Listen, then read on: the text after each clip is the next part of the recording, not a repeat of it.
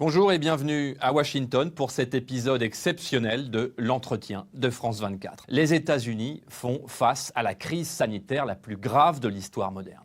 Alors que l'administration Trump, qui gouvernera ce pays jusqu'au 20 janvier prochain, on le rappelle, a été très vivement critiquée pour sa gestion, il est désormais raisonnable d'envisager donc une sortie de crise, notamment grâce à 2 vaccins conçus et produits par les laboratoires Pfizer et Moderna. À la tête de la gigantesque opération qui permettra la distribution de ces vaccins, un homme, un scientifique, le docteur Moncef Slaoui. Moncef Slaoui, bonjour et merci d'avoir accepté l'invitation de France 24. Merci de m'avoir. Vous êtes marocain, belge et américain. Vous avez plus de 14 vaccins à votre actif. Pourquoi est-ce que vous avez accepté la demande de Donald Trump de vous engager dans cette aventure ? Écoutez, c'est vraiment le besoin que la pandémie a créé. Déjà au mois de mai, on avait un premier pic avec, si je me rappelle bien, plus de 1000 morts par jour. Un impact énorme sur la vie sociale.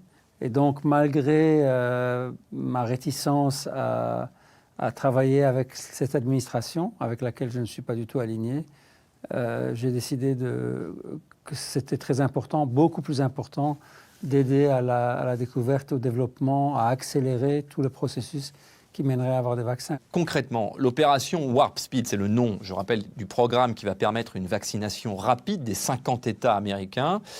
Comment va-t-elle se dérouler, cette opération, et surtout, qui sont les citoyens qui bénéficieront du vaccin en premier ? Il est, je pense, logique que les premières doses produites aillent aux États qui ont investi pour les avoir, mais dans tous les cas, toutes les entreprises qui ont participé, par exemple, à l'opération, ont des unités de fabrication qui fabriquent aussi pour le reste du monde.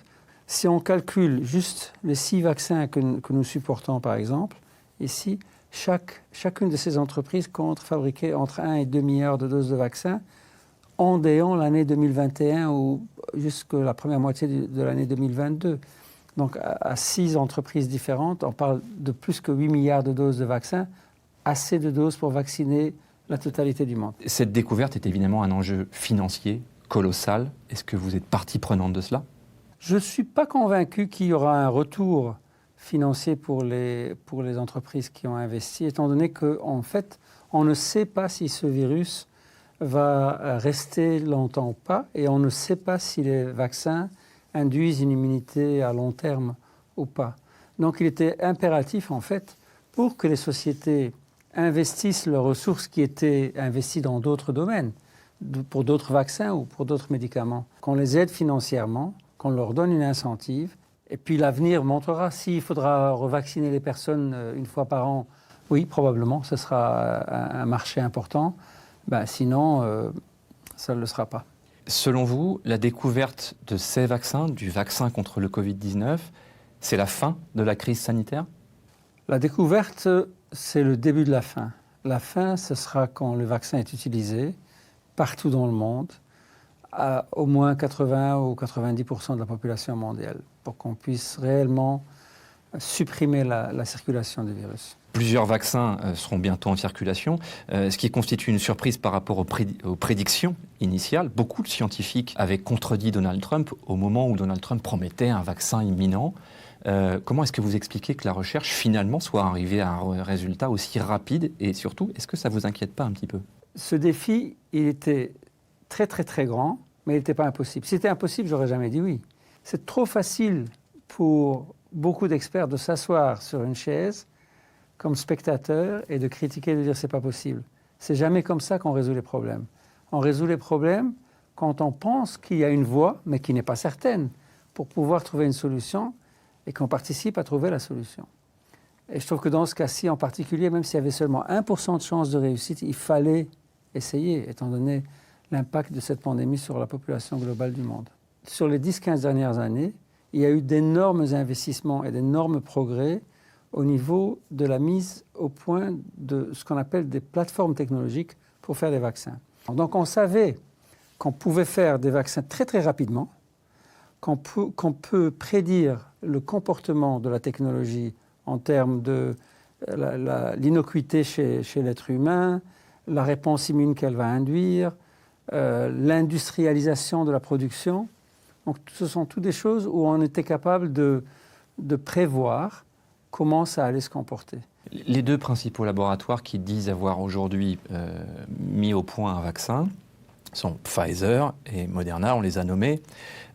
Chacun de ces deux laboratoires a travaillé sur un échantillon de population de 30 000 individus, c'est cela ? 30 000 pour Moderna, 44 000 pour Pfizer. Est-ce que c'est assez ?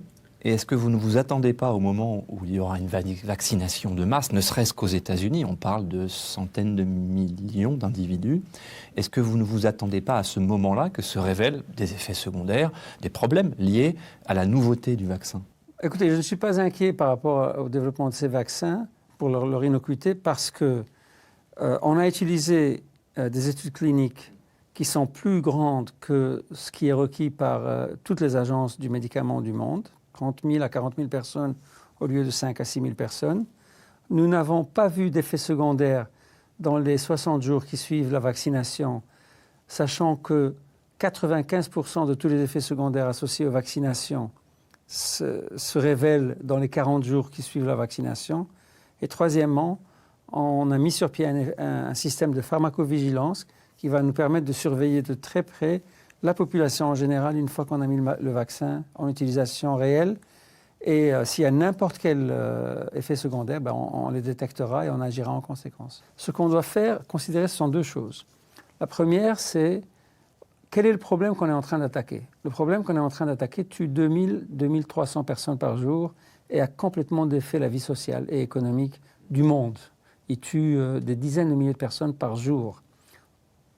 Aucun scénario imaginable d'effet secondaire du vaccin ne tuerait même une personne par jour. Mais si quelque part sur la planète, peut-être quelqu'un mourra d'avoir été vacciné alors qu'il ne serait peut-être pas mort du Covid. On ne peut pas l'exclure au niveau individuel. C'est impossible de prédire, on ne pense pas que ça arriverait, mais évidemment c'est impossible à exclure. Et dans ce contexte-là, il faut voir aussi le bénéfice de la société et le bénéfice individuel, parce que 99,99% des personnes vaccinées vont bénéficier du vaccin, qui a 95% d'efficacité. Donc, c'est pratiquement une assurance. Vous ferez partie des tout premiers vaccinés ? Absolument. Moi-même, ainsi que ma famille. Est-ce que vous pensez que l'histoire va se souvenir que Donald Trump a promis un vaccin très rapidement et qu'à l'époque, scientifiques, mais également politiques américains, ont démenti cette information en promettant que le vaccin ne pourrait pas arriver avant au moins un an, probablement un an et demi. On se souvient de Anthony Fauci notamment et de ses réserves. J'espère que le monde va se souvenir que l'industrie pharmaceutique, l'écosystème de cette industrie, les sociétés de biotechnologie, le monde académique, la science a permis de découvrir et de développer et de produire des vaccins en un temps record et effectivement permet de sauver le monde. Et nous sommes quelque part chanceux que ce virus n'affecte ou ne tue qu'une personne sur 1000 qui sont infectées. Le virus Ebola tue 95% des personnes qui sont infectées.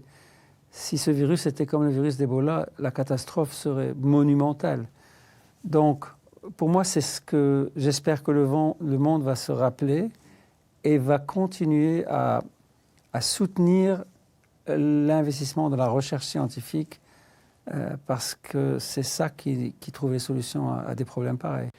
De votre point de vue, et là ce n'est pas le scientifique que je sollicite, est-ce que vous pensez que le fait que la lutte contre la pandémie et la recherche du vaccin, effectivement, le fait que ce soit devenu une bataille politique à un moment tout à fait exceptionnel de l'histoire politique du pays, c'est le contexte de cette élection, ça a servi la recherche ou ça l'a desservi ? Moi, j'étais vraiment très, très inquiet. Je continue à être très inquiet de la politisation de ce qui s'est passé, de la découverte d'un vaccin. En fait, ça a créé une tension et une perte de confiance de la population en général parce que le travail scientifique rigoureux qui avait lieu a été confondu avec les rhétoriques politiques des deux côtés. Un côté qui disait « c'est pas possible, on ne peut pas le faire, il doit y avoir quelque chose de louche », et l'autre qui disait « oui, on va le faire avant les élections ». Ils avaient tous les deux tort, je trouve. Ils ont fait peur à la population On a fait tout ce qui était en notre possible pour rester en dehors de tous ces enjeux, ces discussions politiques. J'espère que rapidement, maintenant que les données vont devenir publiques, que les gens vont avoir l'opportunité d'écouter les personnes dans lesquelles ils ont confiance.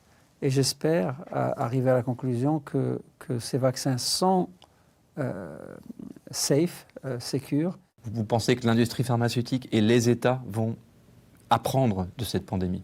J'espère. Vous savez, la manière de se préparer, c'est d'avoir des organisations permanentes dont l'objectif est de rechercher, de développer et de fabriquer à 1 million de doses seulement des vaccins contre tous les virus qu'on sait qu'ils ont le potentiel d'être des virus pandémiques. Quel est l'avantage d'avoir une organisation comme ça? Premièrement, il se pourrait qu'un des vaccins qu'on a fait soit le prochain virus pandémique, donc on serait déjà à la ligne de départ. Ou, alternativement, si on doit encore le découvrir, on aura une infrastructure industrielle capable immédiatement de se consacrer à ce nouveau virus et de travailler énormément plus vite avec moins de disruption que ce qu'il y a eu et de pouvoir fabriquer le vaccin, au moins aussi vite, si pas plus vite. Une organisation pareille peut-être coûterait 100 ou 150 millions de dollars par an.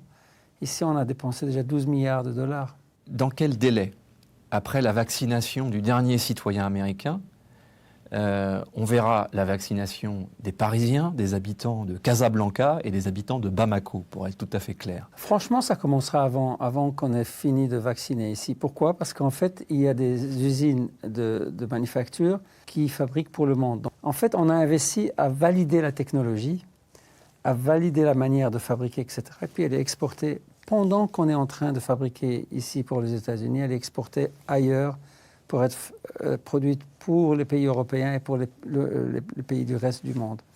Je pense qu'il y a une très grande conscience du fait qu'on doit vacciner tous les êtres humains sur cette terre pour pouvoir contrôler cette pandémie. Vacciner tous les êtres humains sur cette terre, ce sera le mot de la fin. Merci infiniment, docteur, de nous avoir reçus. Vous êtes sur France 24, restez avec nous.